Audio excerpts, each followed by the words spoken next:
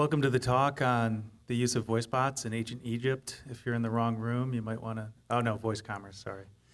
All right, so it is 3:30, so we're gonna get started. Couple quick questions. Anybody here see my session this morning? You get the gold star. I don't have gold stars, I might have stickers if you want to come up afterwards. So we're going to talk about voice commerce. VoiceBot and a company called Voices did a national survey of U.S. adults a few months ago. We folded that in with some other work, so we have a lot of data on what the state of voice commerce is. And what we talk about really is voice commerce, and we talk about voice shopping, right? So I'm going to define those terms for you so that there's less confusion in the market, because it's more than just the transaction. We're going to focus mostly on the data, a little bit on the process, but we'll make sure we have some time for questions so we can cover other topics as well. All right, let's get started. For those of you who don't know, actually I should ask this question. How many people in here read voicebot.ai? Yes, my German contingent, they're the best. All right, and I do own voicebot.ai too. All right, great. More of you should read it, voicebot.ai. Just put it in your browser, bookmark it, go there every day. We have a podcast too. We do research. So what we attempt to do is become essentially a central repository for the industry. And that's really where we came from. We were doing our own research and we couldn't find the data we wanted. So we actually built the information resource that we wanted.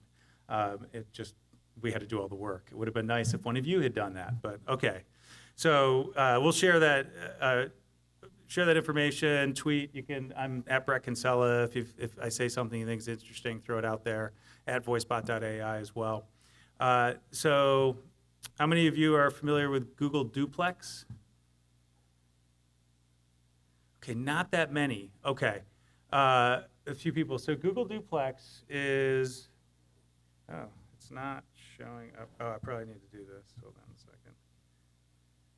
I'm going to show it to you. So Google Duplex was a tool that was demonstrated at Google I/O, and it'll make phone calls for you. So talk about an assistant. That it'll actually call a hair salon and book an appointment for you, or call a restaurant and reserve a table. Let's see. I think if I do this, I'll be able to show you.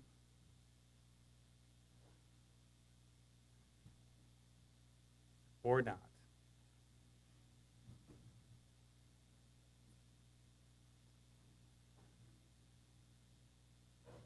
Oh, there we go. This probably is going to be a mistake, but we'll do it anyway.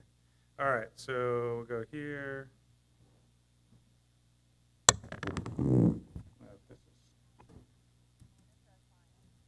I'm looking for overnight delivery.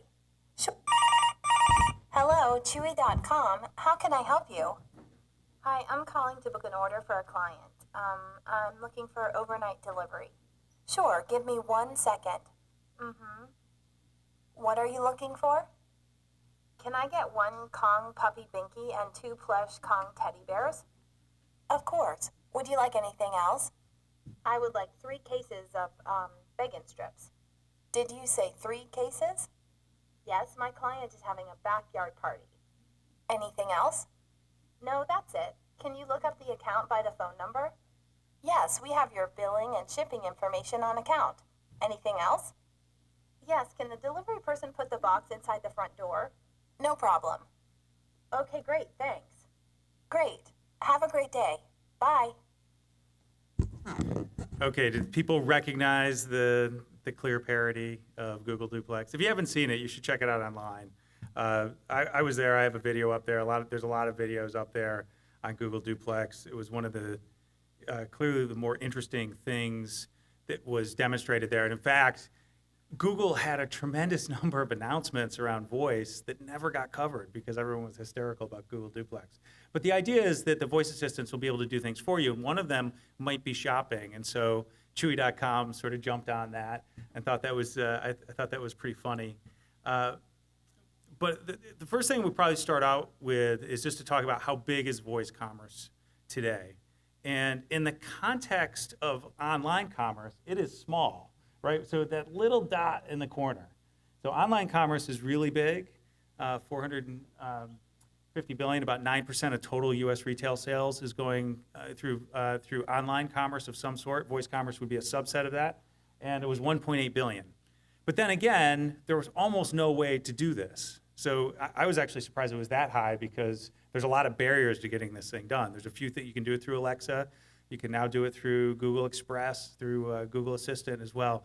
But there's really not a lot of infrastructure there. That's just being built out. But as small as it is, it's growing fast, as you would be able to see. So that one's there.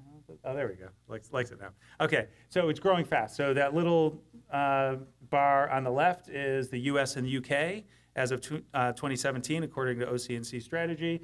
And the one on the right is U.S. and U.K. up to 45 billion. So it starts to become material very quickly, right? So what they're seeing is that there's adoption, even though there's a lot of friction and there's a lot of interest in it. Okay, so the first thing I probably should do now is step back and talk about what voice commerce is. And what we just saw there was all the way to the right of this picture. So they're talking about the purchase, because that's when a lot of people are thinking about commerce. It's the transaction. They bought something, right? But there's all these other things that go on in terms of voice shopping. So you've got awareness, consideration, the decision. These are traditional shopping, the path to purchase activities, and people are using voice for that. So it's not just about how voice will impact the transaction. There's even where you can't consummate a transaction by voice, people are using voice today. They're doing search, they're doing product comparison, they're doing price discovery, those types of things today. So it's a thing, and what that means is we have transaction growth, which is going to go from that 2 billion to 40 billion. That's just in the US. It's going to probably be higher in China. And then you have this influence growth, which is the shopping, the pre-purchase consideration that's going to drive transactions on other channels. So when you start thinking about voice commerce, you should be thinking about it holistically, because particularly if you're a brand or a product seller, like how many people in here are with a company that sells products? So a lot of you. So you need to think about how it's going to impact you all the way along the buyer journey. And I won't go into too much detail on this. They're going to make the slides available to everybody afterwards, and that's why I put this in here. I'm going to point out a couple different things. The online mobile voice are similar in that they are not a physical shopping experience, but there's a lot of things that are different. I'm going to point out a couple of them when you get to voice. One is you ask and you listen. So when you ask and you listen, what you're going to have is a reduced consideration set, because they're not going to read off 10 or 15 products. The other thing is you're going to have is reduced information. So when you pull up a web page, they'll throw a lot of information on there because you can scan it and you can jump where you want. But that's not a good voice experience. So you have to be much tighter on how you actually present that data. And in fact, a lot of companies are starting to look at this on Amazon.com, changing their listings, because Alexa, when it's working through, when there's an order being placed through Alexa versus Amazon.com, it pulls information from your product listing, but it's pulling a subset of it. And so there's certain ways in order to lay that out to be more effective. And so that's one of the things I just wanted to point out, that consideration step is different. And then the other one is availability. So there's certain things that you can buy by voice today, or that you cannot buy that you can buy online today that you cannot buy by voice.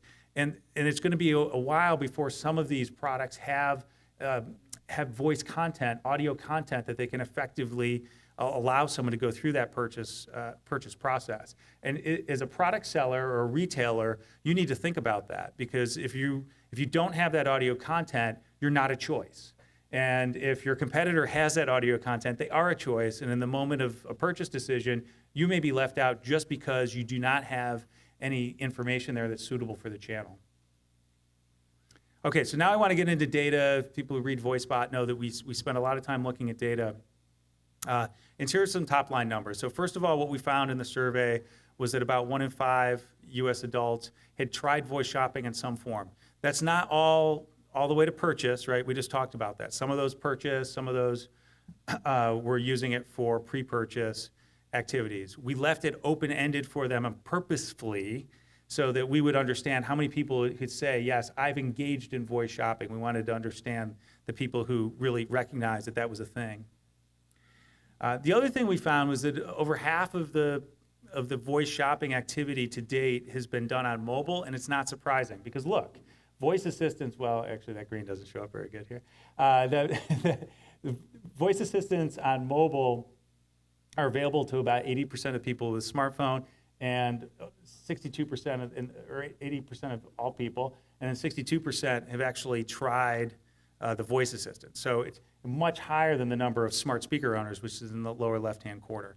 So, just if you think about it, it's not surprising that people have tried voice shopping, and a lot of people have tried this while they're in the store, right? They've used voice because it's more effective for search. Some people may have tried to place an order you can buy through Alexa, through the Amazon app as well, while you're in store. So this is happening even despite the fact that a lot of these situations you might not have a smart speaker available. The other thing I thought I would point out, when you do look at smart speakers, though, is about a quarter of the people, 26%, say they have purchased something using the device. Even more interesting is that 16% now do it monthly.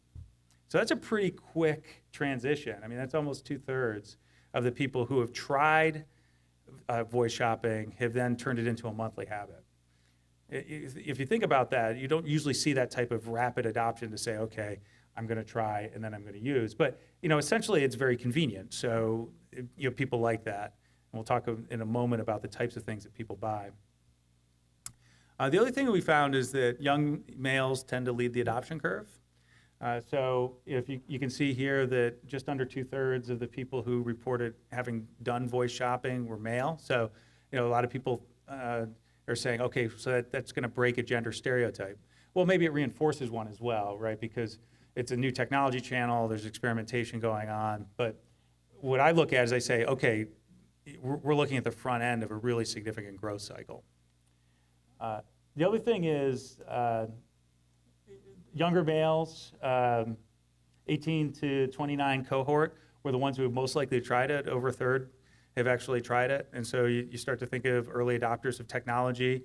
And if you look at sort of the 30 to 44, which is, it's sort of half, 2/3 millennial, 1/3 Generation X.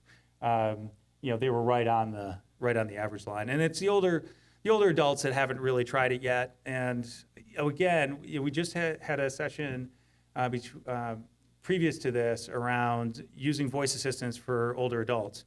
Actually, this is a wonderful solution for older adults. I doubt they know it's an option, right? When they need something, the speaker talked about putting things onto a shared shopping list, and so then the caregiver will know what the elderly person needs from the store. When in fact, with Alexa, with Google Express, they could just order it. They don't have to fumble with a phone or go online or anything. They set up their account, they just order it and it shows up. And that's the type of thing that I think is going to be really powerful for a lot of elderly and really give them a lot more freedom than they would have had necessarily in the past. So a lot of people have talked about, or they've speculated, I should say, that voice ordering would be great for reorders. And it makes sense. When you're trying to purchase something, if you've never purchased it before, intuitively you say, well, I want to look at it, I want to see the specifications of it. Well, apparently that doesn't matter. So the people who are doing voice shopping, we looked at it, again, the green doesn't show up with this projector, but 32% ordered something new. That was the highest level. Now, we've got 23% reordered and then 20% had done both. So if we just look at the red and the green, we see that about 50% more people had ordered something new that they'd never purchased before, had done it by voice, and as opposed to reorders. So that's something that I think we want to be looking at, and it's a significant opportunity for those of you who are in the consumables business this reorder concept where they just say, give me this, give me that, it really works, and I've tested it out myself. It's not hard, right? And how many people in here have consummated a transaction with voice? Okay, so yeah, so maybe 30, 40%. This is a tech-forward group, obviously, in this space, but it's really pretty simple, and the reordering is going to be great. But I think what surprised us in the data was that so many people, their first try was to order something new that they'd never seen before. Now, there's commodity items that you could order. Anybody who's been through this process will recognize that. But it is something that I think should reframe the way you think about it. It's not just for reorders. Order size smaller, so less than $100. And one of the things we found is that the number one item category for voice shopping today is everyday household items. So maybe that wouldn't surprise you, those of you with a smart speaker, because that's one of the things that gets pushed. But number two was apparel. Right? I mean, think about that. You think about something that is either an experience buy or you need visual check on. Now, there's a lot of commodity apparel items, and that's probably what we're seeing initially with voice. And we also have some visual interfaces that work with voice. So on the phone, on the smart display, but that's the penetration of that in terms of use is very low. So, what we're looking at is there's a broad set of categories that people are willing to purchase, and some of them are not what we would have expected. Entertainment was number 3, so that makes a lot of sense. That people were using that, but the idea that everyday household items are things that essentially we know what they are, so it's a lot easier. But I thought apparel was really an interesting thing, and it was one of those data points that says, okay, we need to step back and track this because this could be important.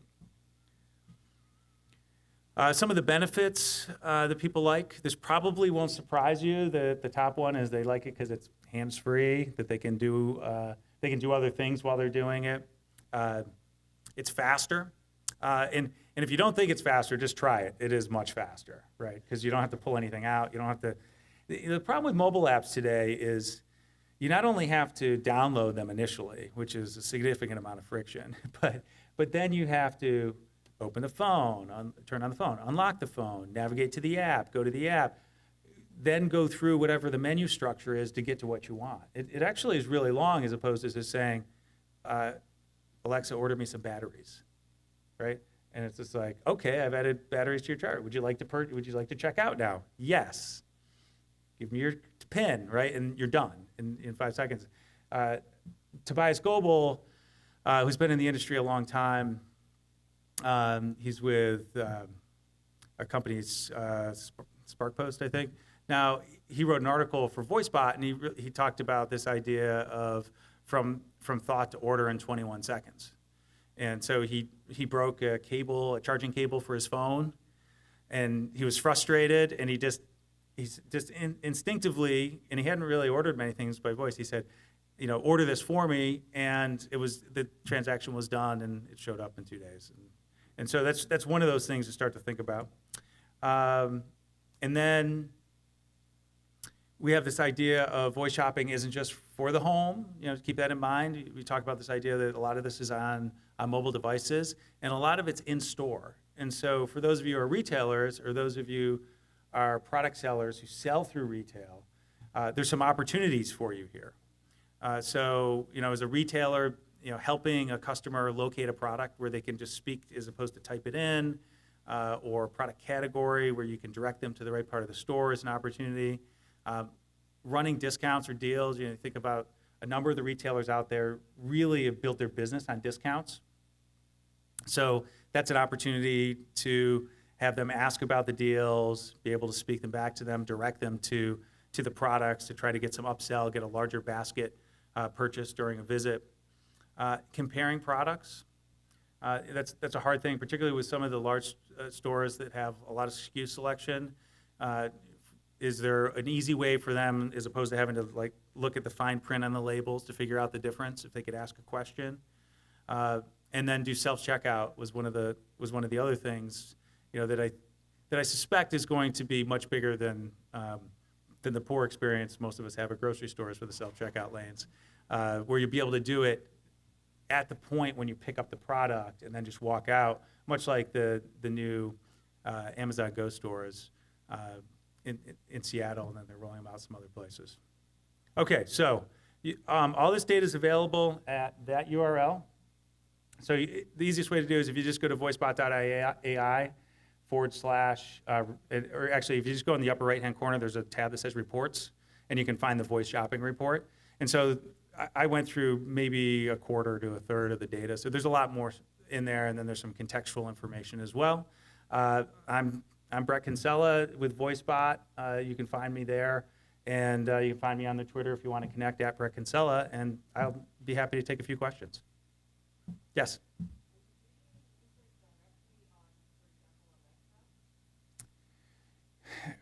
Any research, any questionnaires like to Alexa?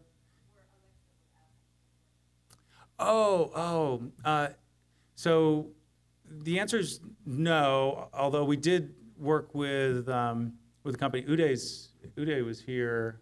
I don't know if he's in the room today, but there's a company out there that has like an Alexa poll type of thing. So we did something on another topic, not for this, but and that was run through Alexa, and that was a special. Yes, sir. That Google thing is an example. They use it as an example booking a restaurant reservation. Right. That's kind of breakdown of people ordering physical products versus ordering services. Definitely commerce is like tomorrow morning. I don't have any data on that. What I would say, well, that's probably. Very different distribution model. It's probably, I have data on product categories that people have purchased from.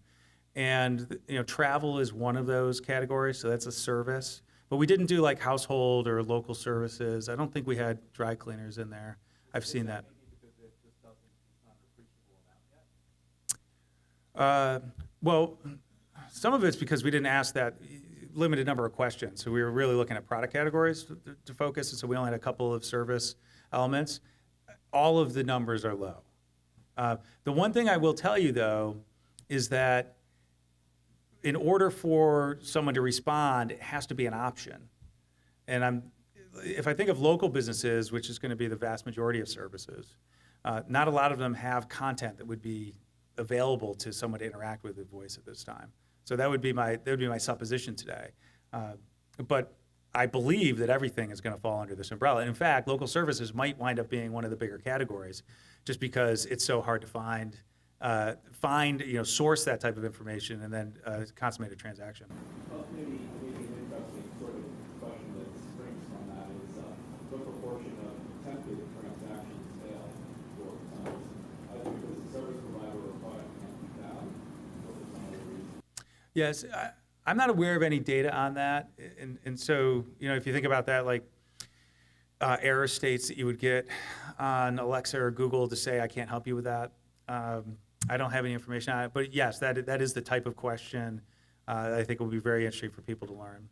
And in particular, which categories are underserved. Yes? Aside from reorders, anyone that's doing anything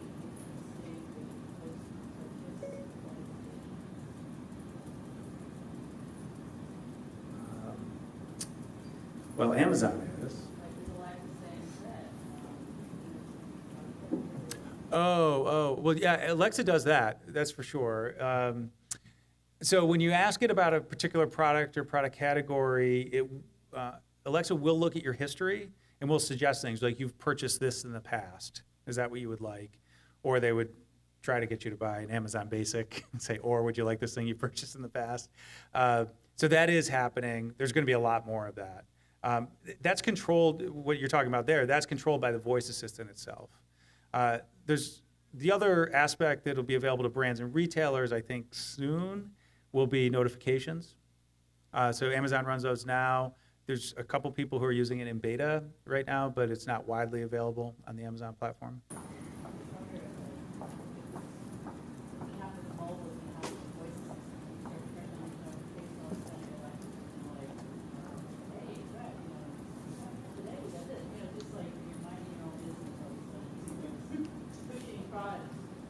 Yeah, I mean, the user experience for that is an important consideration, and that's why it's not available to everybody right now, because they're trying to figure out the right model so that you can do notifications and not it be interruptive and a poor user experience. Yes, sir. You mentioned competitors, what should, actually that's a request or some product or something. Do you know, you speak on what the these services over another in response? Do you have any insight?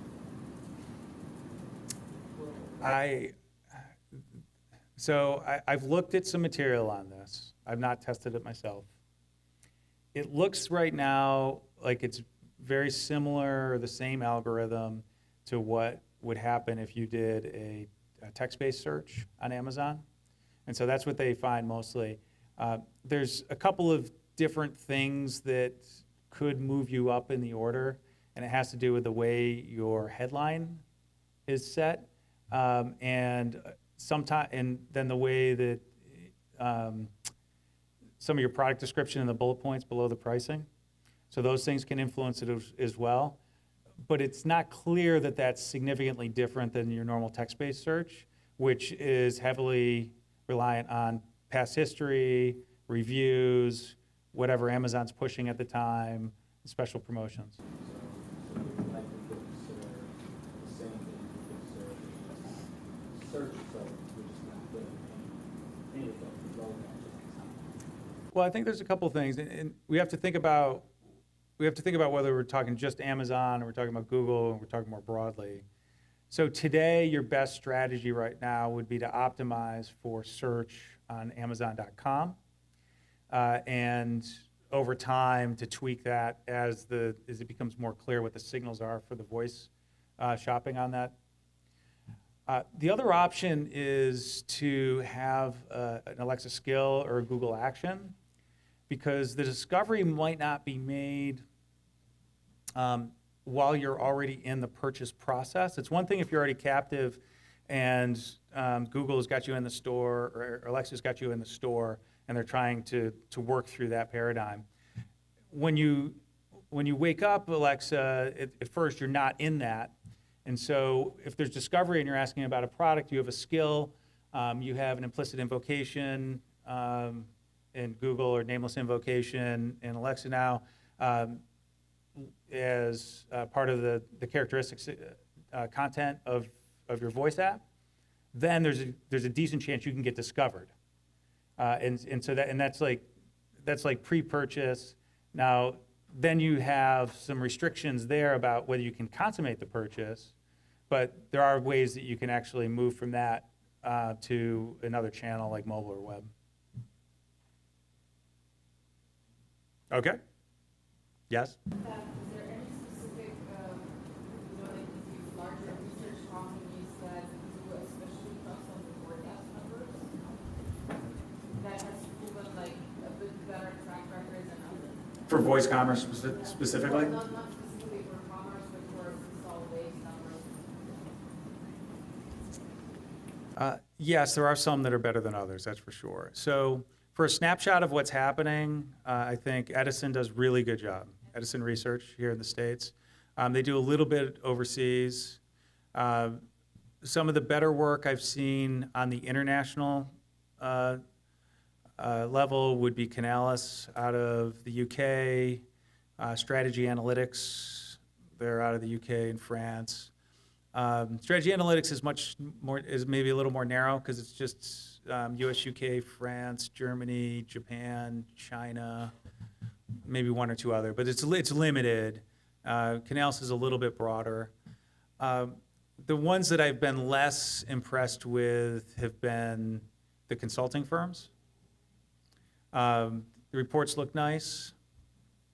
Some of the numbers are eye-popping, but when I follow up with them, unfortunately, and find out about their research methodology, I'm often like, oh, that's why it's 50% higher than every other report out there that's asked that question. Well, it's not, I don't know that they're doing it, I don't know if they're doing it with intent to mislead. I think it's the way they're structuring their studies and the fact that they're, if you think about it, they're often asking questions of primed audiences, so audiences that aren't actually representative of the general population. And one of the things here, here's a pro tip. When you look at any of the data in this space and there's methodology, see if it's online or not. So like Edison Research always does total population. They do cell phone, home contact, all those other types of things. A lot of other people, we do online primarily at VoiceBot, but what we do is we then come back and we adjust it for the online population. And so that's a really important thing. And when you look at it, people are always like, well, why are these numbers all different? I said, okay, well, here's the methodology here. Here's the methodology there. That one includes Canada and that one doesn't. Those are some of the things you have to keep into account. Or the other thing, too, is the age. So, like, we just focus on adults, but some people will go down to 12-year-olds. Some people do total population. It's probably all over 12, but you never know. So you just have to keep in mind that actually the methodology does matter. It probably won't matter a year from now or 2 years, well, probably 2 years from now when there's much more saturation of a lot of these solutions. But when the numbers are small, it makes a big difference. Okay, so I think our time is up, but thank you very much.